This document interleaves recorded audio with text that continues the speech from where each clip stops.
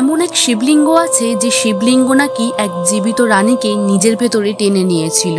মহারাষ্ট্রের আকোলায় আছে এক রহস্যময় শিবলিঙ্গ, আর সেই শিবলিঙ্গের ফাটলের মাঝেই আটকে আছে এক রানীর শাড়ির আঁচল। কথিত আছে বহু বছর আগে আকোলা দুর্গের মহারানী ছিলেন মহাদেবের একনিষ্ঠ ভক্ত।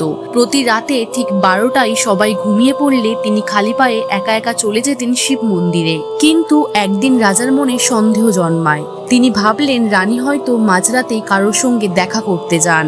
সেই রাতেই রাজা তলোয়ার হাতে রানীর পিছু নেন। মন্দিরে গিয়ে দেখেন রানী শিবলিঙ্গের সামনে চোখ বন্ধ করে ধ্যানে বসে আছেন। অপমান আর সন্দেহে ভেঙে পড়ে রানী কাঁদতে কাঁদতে প্রার্থনা করেন, হে মহাদেব, যদি আমি পবিত্র হই তবে আমাকে আপনার চরণে স্থান দিন। সেই মুহূর্তেই পুরো মন্দিরটি কেঁপে ওঠে এবং শিবলিঙ্গটি মাঝখান থেকে ফেটে যায়।